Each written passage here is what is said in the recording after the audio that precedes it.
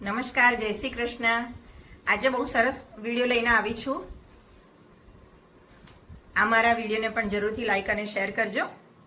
ભગવાન શ્રી કૃષ્ણને રૂકમણીજીએ એક પત્ર લખ્યો હતો. રૂકમણીજી ભગવાન શ્રી કૃષ્ણને ખૂબ દિલથી ચાહતા હતા. જ્યારે એમનો વિવાહ બીજે નક્કી થયો ત્યારે રૂકમણીજી જે પત્ર લખે છે તે શું હતો હું તમને જણાવું છું. શ્રીમદ ભાગવતજીના 10મ સ્કંધ ઉત્તરાર્ધના 52મા અધ્યાયમાં રૂકમણીજીએ ભગવાનને પત્ર લખ્યો છે. રૂકમણીજીનો પત્ર આજે પણ દ્વારિકાના નિજ મંદિરમાં બ્રાહ્મણો વાંચે છે. કથા પ્રસંગને જોઈએ તો ભીષ્મક રાજા એમનું શાસન વિદર્ભ નગરીમાં હતું. આ ભીષ્મક રાજાને 5 દીકરા અને 1 દીકરી. દીકરીનું નામ રૂકમણી. રૂકમણીનું મન ભગવાન દ્વારકાધીશ શ્રી કૃષ્ણમાં લાગ્યું હતું. પણ રૂકમણીના ભાઈ રૂકમીની એવી ઈચ્છા હતી કે મારા બહેનના લગ્ન શિશુપાલ સાથે થાય. પણ રૂકમણીજીએ 7 શ્લોકમાં ભગવાન દ્વારકાધીશને પત્ર લખ્યો. પત્ર લઈ બ્રાહ્મણ દ્વારકા ગયા. રૂકમણીજીનો સંદેશ ભગવાનને વાંચી સંભળાવ્યો. રૂકમણીજી લખે છે, હે ભુવન સુંદર શ્રી કૃષ્ણ, કનના છિદ્રોથી શ્રોતાઓના હૃદયમાં પ્રવેશ કરી અંગના તાપને દૂર કરતા આપના ગુણો તેમજ નેત્રોવાળાના નેત્રોને સંપૂર્ણ અર્થ લાભરૂપ આપનું રૂપ સાંભળી મારું મન નિર્લજ્જ થઈ આપમાં લાગ્યું છે.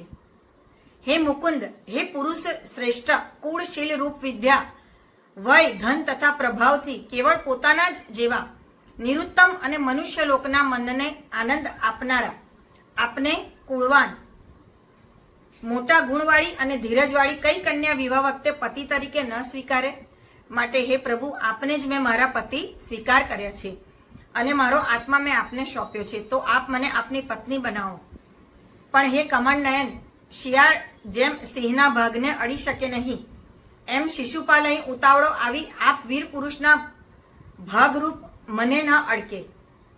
મેં વાત કુવા બંધાવી અગ્નિ હોત્રાદિ કરી સુવર્ણાદિના દાન આપી તીર્થાટન વગેરે નિયમો પાડી ચાંદ્રાયણ વગેરે વ્રતો કર્યા છે. દેવ બ્રાહ્મણ ગુરુ વગેરેની પૂજા કરી પરમેશ્વરનું જો પૂર્ણ આરાધન કર્યું હોય તો શ્રી કૃષ્ણ આપ ભગવાન અહીં આવી મારું પાણી ગ્રહણ કરો, મારી સાથે વિવાહ કરો. હે અજીત,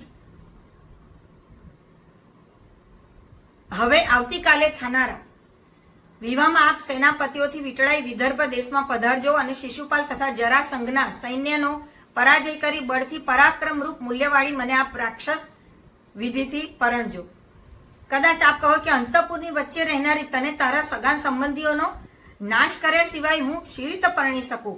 તો હું ઉપાય બતાવું છું કે અમારા કુળમાં વિવાહના આગલા દિવસે કુળદેવીની મોટી યાત્રા કરી પૂજા કરવાની હોય છે, જેમાં નવી વહુ થનારી કન્યા નગરની બહાર પાર્વતીજીના દર્શન કરવા જાય છે. અર્થાત અમારા કુળના રિવાજ પ્રમાણે હું પાર્વતીજીના દર્શન કરવા મારા શહેરની બહાર નીકળું અને પાર્વતીજીના મંદિરમાં આવું ત્યારે ત્યાંથી મારું હરણ કરવું આપને સહેલું પડશે.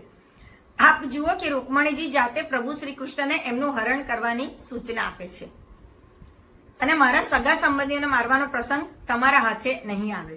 હે કમળનયન શ્રી કૃષ્ણ, ઉમાપતિ શંકરની પેઠે બીજા પણ મોટા પુરુષો પોતાના અજ્ઞાનનો નાશ કરવા આપના ચરણ કમળની રજમાં સ્નાન કરવા ઈચ્છે છે, તો હું આપની કૃપા આ જન્મમાં નહીં મેળવું તો વ્રતો ઉપવાસ વગેરે કરી શરીર સૂકવી પ્રાણ તજીશ એમ કરતા સેંકડો જન્મોએ પણ આપની કૃપા મારા પર જ થશે.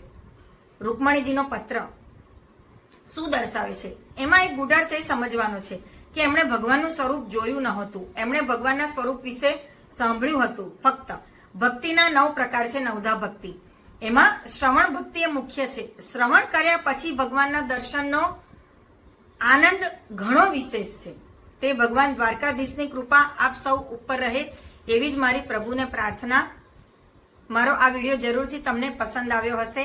જરૂરથી શેર અને લાઈક કરજો. ફરીથી નવા વિડીયો નવી વાત સાથે મળીશું.